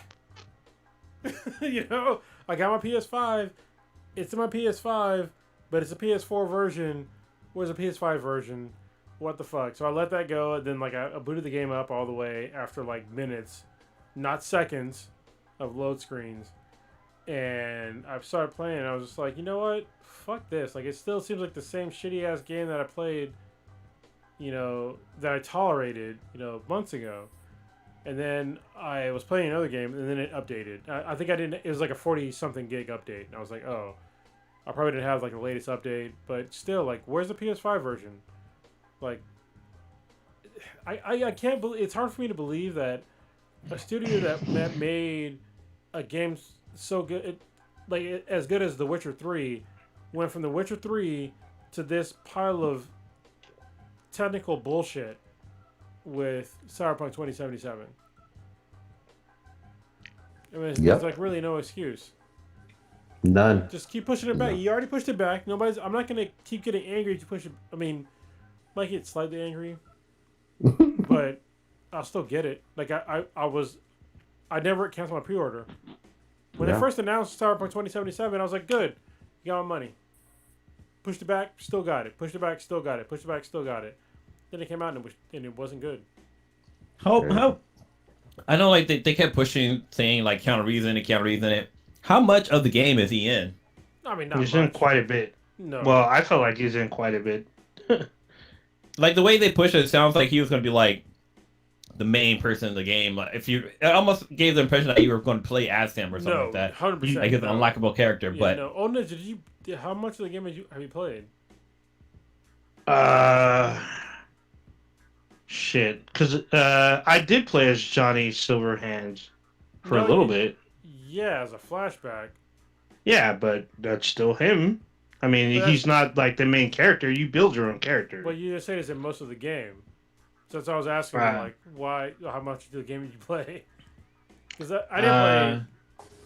Hold on, quantify it, old ninja. Like, is it 5? Is it 12 hours? 20 hours? 15? What as far as hours, probably 20 to 25 hours. As Keanu Reeves?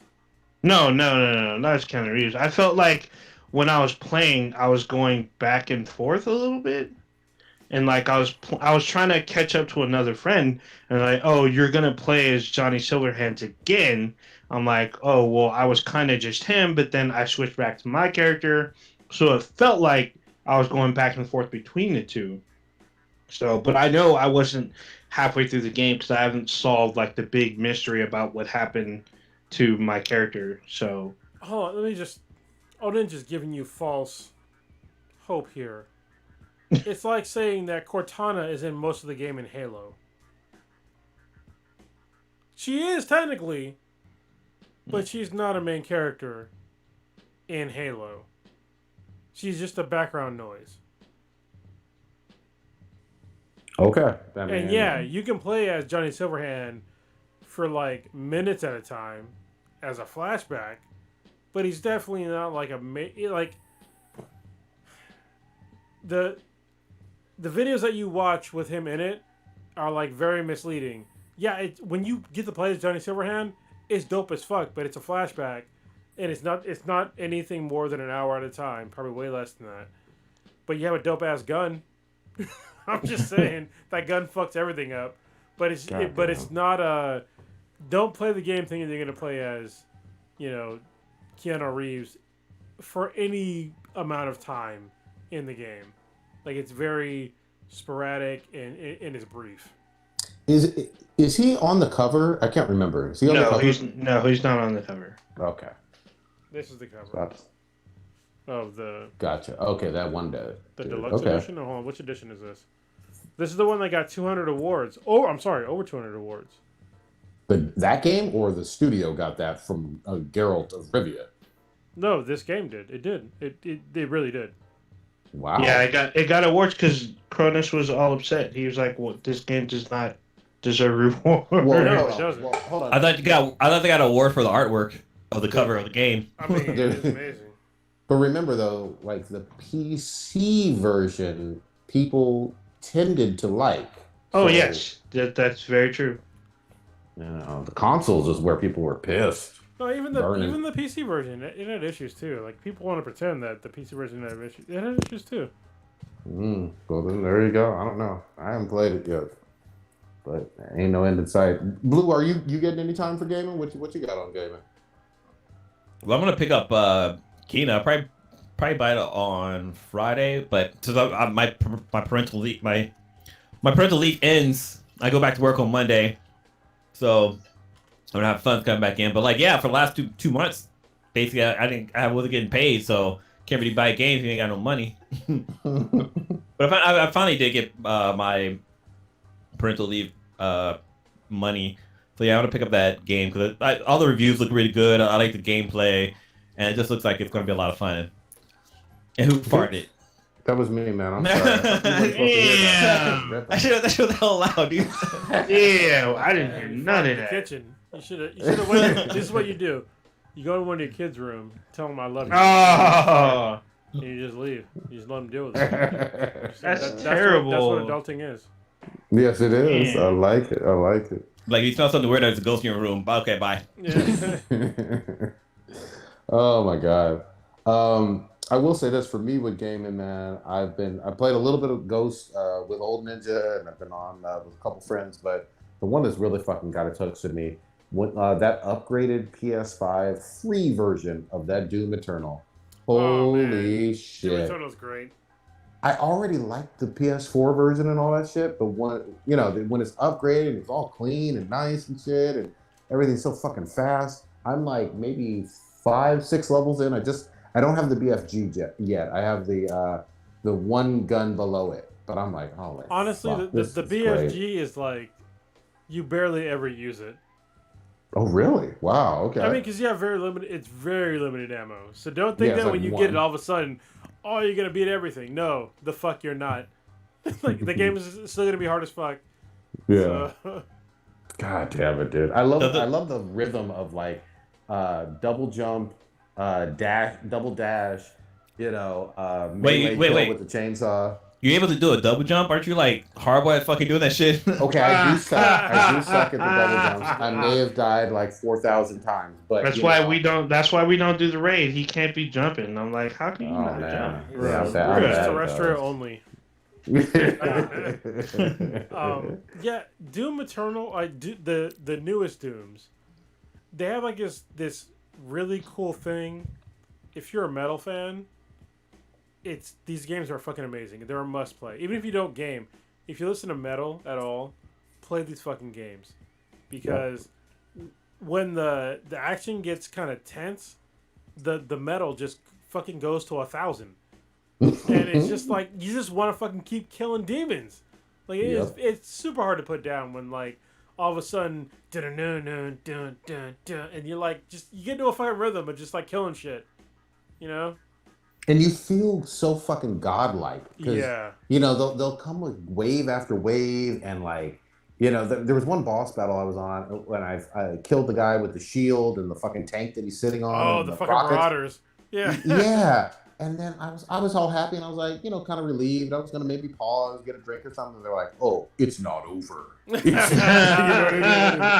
And they released 3 more of them, and I'm just like, "Fucking Fucking hell!" music rip and boots tear. back up. Yeah, man. It's got its hooks in me real bad. I didn't want to play some multiplayer on there too, and I didn't do that with any of the 2016 version. I'm fucking loving this game. I'm gonna replay it immediately after beating it probably this weekend. Is it still free on the? What'd you say? It's free on PSN? No, it was a free upgrade. So I already had the PS4 okay. version, but you should be able to get like the PS4 version pretty fucking cheap. It dropped like March of 2020. So Yeah. you should be able to get it used now. And then there's 2 big DLCs, Ancient Gods Part 1 and Ancient Gods Part 2. So Hold on. Before we leave the Doom Eternal topic, I was talking about one of the biggest complaints about the game, but it's not actually the game. All right, the problem is the soundtrack. So apparently, Mick Gordon and id Software had like some disagreement with the mixing of the actual soundtrack. So it's very difficult to find the real Doom Eternal soundtrack. And it makes me so fucking angry because I have the Doom soundtrack like downloaded, but the Doom Eternal soundtrack is damn near impossible to find in its original. Because what happened was Mick Gordon did the soundtrack.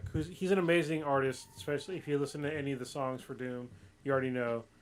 But apparently the person who mixed the Doom Eternal soundtrack wasn't him or anybody from his crew. So it sounded all fucked up, and so they basically didn't even drop it. And you can't find the Doom Eternal soundtrack fucking anywhere. Except they gotta fix that. Yeah, except for you can find it on YouTube, but it's when like somebody literally downloaded like all the songs from the game. But it's like no official thing, like the last time I checked anyway. But there's like so many good songs from the Doom Eternal soundtrack that I want to listen to and just like work out to, but I can't because it doesn't exist. I found on I think Spotify that someone made their own mix of it too. It's not official. Yeah, it's fan shit. It's not official. You're absolutely right. And I liked this one playlist that has like maybe 8 or 9 of the songs that are in the game, but again, it's fan made. But man, I want to support the guy who really did it. You know what I mean? I think you make a good point. Yeah, here it is. So if you Google the Doom Eternal soundtrack, and then it says, "Is there a Doom Eternal soundtrack?" And it says, "Unfortunately, the Doom Eternal soundtrack was not released on March 20th along with the game." And it turns out Gordon only mixed and edited 12 of the game's 59 original cuts. Fans have also criticized the 2020 soundtrack for using reduced dynamic range and perhaps even a hard time during compression. So yeah, it's all fucked up, and you can't really get the soundtrack in most places. Although I'm seeing one now on Amazon, but it's not the one that Mick wanted to have out. So this is the problem. Oh, this is the original Doom soundtrack. So it's not even the Doom Eternal soundtrack. Yeah. You don't shit on an artist of that fucking caliber. Yeah. You shouldn't shit on any artist. Let me stop with that. But like, you already got a very successful game. You got a hardcore fan base. It's a fun game. People want to listen to this fucking music because it's incredible. Just do right by them. That's it. It sounds like they just fucked up, right? At least from what you're telling me. Yeah, they really fucked up. And you can find it on multiple sources where it's just like, where the fuck is it? And it still doesn't have the soundtrack officially out really anywhere. Yeah. And it's fucking... So I bought on a fucking record. Damn. Okay, vinyl. I mean, Jesus Vinyl, Christ. huh? Yeah, I really would. Scratching. Yeah, but, yeah, you can't... It's nowhere. Anytime you look up Doom Eternal soundtrack, it redirects you to the original Doom that came out in like 2016, I think. That soundtrack, which was good too, but the Doom Eternal one was even better. Hell yeah. Oh yeah. I can't stay on too late for tonight. So I'm gonna sign off, but Man. I got to get up early as well because, you know. You guys want to wrap it? You guys want? Yeah, we can wrap it up. Okay. Wrap it up like a. I thought there was one last thing I wanted to talk. Hold on, 1 second.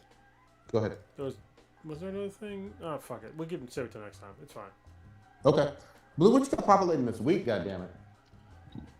So Little Bash has been going to daycare the last few days. So he's been doing pretty well.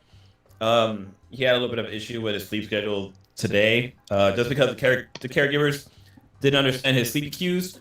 Because this kid basically becomes punch drunk when he's tired. He becomes very happy and very cheery all of a sudden. But those are false signs that he's giving. So yeah, he didn't sleep that long at daycare, but it's a slow transition. But yeah, like how I said, I go back to work next week, which I'm not looking forward to. But you know, gotta pay the fucking bills.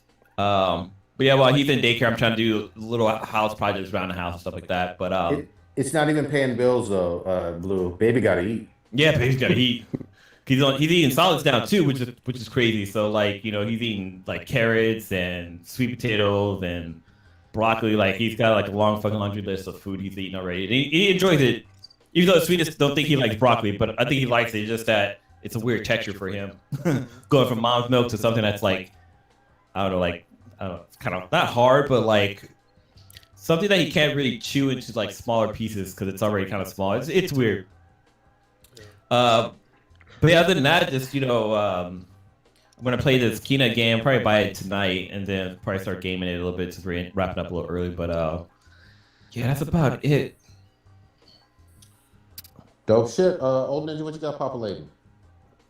So I am going to Vegas on Friday. So I'll be there for the weekend. That's why I got my little drink. So I'm drinking a little bit. So Wait, this is 2 days early, mofo. What the fuck? so what? I'm gonna start early. Gotta build up that tolerance.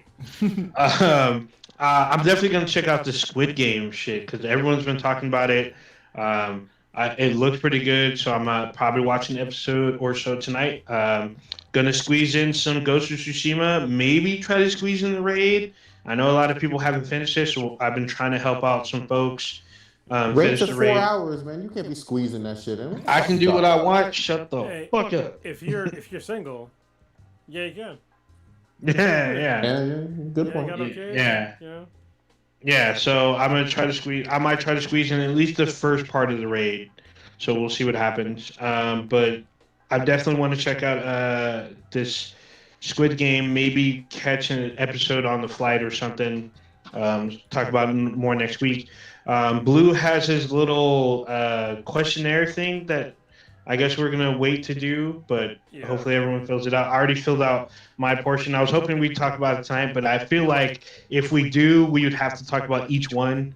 So that's probably going to take up most of the podcast. So I'm looking forward to our Halloween discussion. But yeah, I'm going to be basically out in Vegas for the weekend and doing a little bit of gaming. I'm probably going to start packing tonight, maybe not. But yeah, that's it for me. It takes 20 minutes to pack for Vegas. A toothbrush, some underwear, and drink. I got it. Money. I might have to buy some bail bonds or, you know, some legal stuff. You know, never know. God damn it. If some cocaine falls out of a stripper's G-string, just pick it up and be like, hey, you dropped this. Exactly. She might give you. She might offer you a bump. That definitely didn't happen. Just saying, if y'all listening on audio, I was nodding. not shaking my head. But nobody did coke except that stripper. Yeah, exactly. Drugs are bad, okay? I mean, drugs are sort of bad. We were all drinking, so we're all there you go. But not on coke. I'm just saying, we're not on coke, except for her. All right. I'm the next one up, right? Yeah, Kronos, what you got? First of all, shout out to Santa Monica Studios and especially Corey Barlog for getting the best game ever from IGN. For 2018 God of War? Yes. Oh, they got the best game of all time, God of War, which It's hard to refute that. It's an excellent game. And it's one of the games where I was just like, I had to platinum it. And I was just like, I need to platinum this game. And no matter how hard it took, and I got it. And it was a fantastic game, especially if you're a dad. Corey's also a dad. And I think that's like seeing him grow up as like a game developer and, designer or whatever. And like make this game that had to do with like a father and a son. It was fucking awesome. I really enjoyed that game. Also, Sober October. Why are you raising your hand, Prodigy? My bad. Pressing buttons. Sorry. Sober October, for me, starts this week. So this will be the last time you see me drinking alcohol on the podcast or on any drugs, hopefully, for the next month. So, yeah, I'll be suffering. I'm just kidding. I'm not going to suffer. I'll be fine. Is sex a drug? No. Dopamine is, but it's already in your brain, so you'll be fine. So, yeah, if you are interested in doing Sober October with me, hit me up at bethenbti@gmail.com. And I'm going to do a weekly Google Meetup to talk with everybody that's doing it, because I know that for a lot of folks, it's hard to do it with no support. So I've been doing it with no support for like the past, I think, 2, maybe 3 years. And it's fine. And I brought it up on my Facebook page, and people are just like, what are the rules? Like, can we talk about it? Blah, blah, blah. I'm like, all right. You gotta be those people, huh? All right. We'll do a thing. All right. If you want to do Sober October with me, and you know it's probably going to be an issue for you, hit me up at bethenbti@gmail.com. I'll put you in the chat, or we'll do a weekly call. I don't know what day it's going to be on. Definitely not Wednesday. Definitely not Thursday. Probably going to be Friday, Saturday, Sunday, whatever is not Thursday and Wednesday. And we'll talk about like what it's like to be sober, because I know for some people it's going to be difficult. And people have also asked me like, well, what are the rules? It's like, listen, pick the drop as many drugs as you can. Obviously, like if you're on some fucking SSRI or some shit like that, don't fucking drop it. I'm not a goddamn doctor, but I know don't drop a goddamn mental fucking drug. So, and if you're not comfortable with dropping certain drugs, it's fine. I'm gonna drop everything, including caffeine. But if you're not comfortable with that, it's fine. I'm not judging you. So, yeah, if you need help, hit me up, and I'll drag in the group, and we'll have you do a video chat. We'll talk about what we learned from week to week, and if we're struggling, I can give some amateur support. At least tell you what I'm doing, because I have like a whole regimen that I do when I go totally sober. So hopefully it'll help you. If not, I'm not a fucking doctor, so I'll do what I can to help you. So yeah, that's it. That's all I got. Let's go sober for a month. That's awesome. I will say I'm a little salty because none of y'all had any support groups for me when year after year I was promoting No Nut November, and y'all were just like, that's stupid. Fuck y'all. Well, we knew that you weren't going to survive. So. I also knew that you was lying, because I could talk to to your spouse, or not spouse. This is what's weird. Both me and Prodigy have like this weird thing. Like we have girlfriends, but they're like more than girlfriends. Mm-hmm. So they're not our spouse, but partners. I can talk to your partner. I was gonna say you should call them midwife, but that's already something. A midwife that's is something definitely not very your different. partner. Yeah, it's a different. Yeah, that's a like whole occupation. You should not fuck your midwife. Yeah, midwife. I feel like your midwife is your part of your threesome that you don't fuck. Yes. So This has gone weird places. For Anywho, me this week, go ahead, Prodigy. yeah, exactly.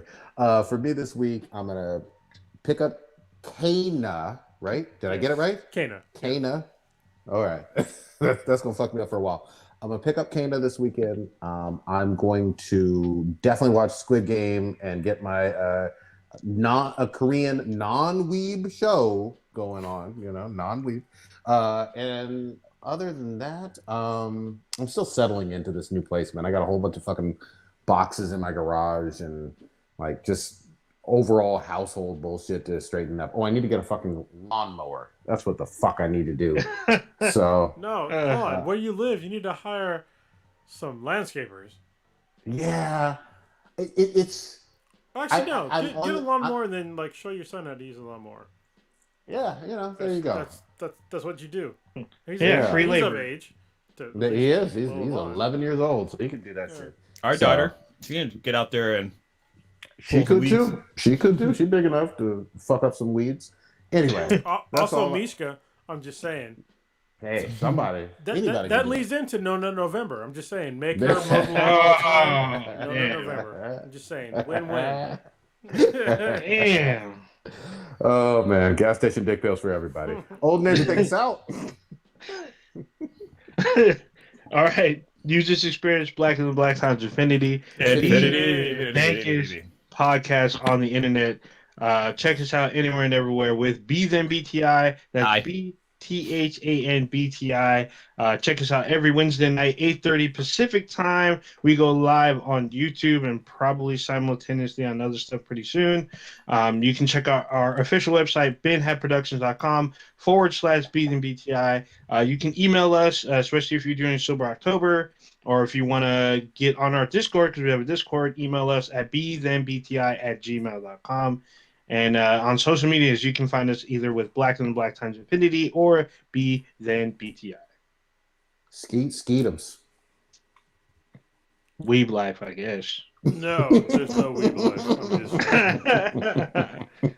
Wait. Here we go. Even when we know what the real version of weeb is, we ain't about that life. I'm just saying. What's word that? No, I'm not gonna say it. I'll say it for like after.